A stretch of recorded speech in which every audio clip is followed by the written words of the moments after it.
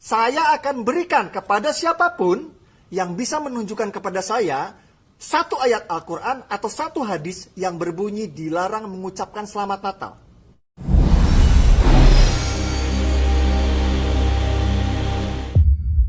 Ada video Ustadz Adi Hidayat, maafkan aku saudaraku Nasrani, aku tidak bisa mengucapkan selamat Natal.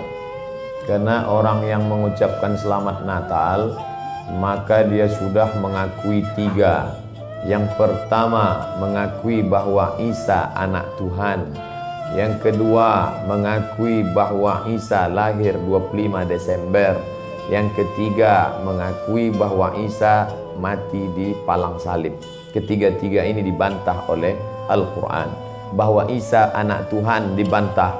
Laqad kafaral ladzina qalu innallaha salisu salasah. Kafirlah orang yang mengatakan Isa Trinitas dan anak Tuhan. Tentang Nabi Isa lahir tanggal 25 Desember dibantah. Ketika Maryam memegang Isa, tidak ada makanan karena terlahir di tepian kota. Allah memerintahkan menggoncang pangkal batang pohon korma, tusakit alaiki rutaban jania, gugur buah korma yang mengkal. Buah korma mengkal ada pada musim panas bulan Juli Agustus. Ketika Isa lahir, kambing-kambing sedang digembalakan di padang rumput, sedangkan bulan 12 rumput tidak tumbuh karena tertutup salju. Maka 25 Desember bukan hari kelahiran Isa, tapi hari raya merayakan Dewa Mitra, Dewa Matahari, yang diambil oleh Kaisar Konstantin dari Konstantinopel. Lalu kemudian tentang Isa mati di palang salib dibantah Al-Quran. Wa ma qataluhu, mereka tidak membunuhnya. Wa ma salabuhu, mereka tidak menyalibnya. Walakin syubbihalahum, ada orang lain yang diserupakan wajahnya dengan Isa. Dialah Yudas Iskariot, murid Isa yang menjual imannya dengan beberapa keping uang emas. Saya punya kawan Kristen Masehi, tapi dalam masalah hubungan baik, masalah ngasih makanan, masalah beri pakaian, oke. Tapi kalau sudah terkait dengan akidah, wala ana abidu ma'abadtum wala antum abiduna ma'abud lakum dinukum waliyadin. Tentang masalah tahun baru, apakah 1 Januari itu bersih, tidak ada hubung kait dengan agama? Maka tidak benar. 1 Januari 2018 Masehi, seolah-olah Masehi terkait dengan Al-Masih Isa alaihissalam. Itu kalender dibuat oleh Kaisar Julian dari Romawi kuno. Kaisar Julian membuat kalender, maka dibuat nama dia Kaisar Julian, maka disebut Julian kalender.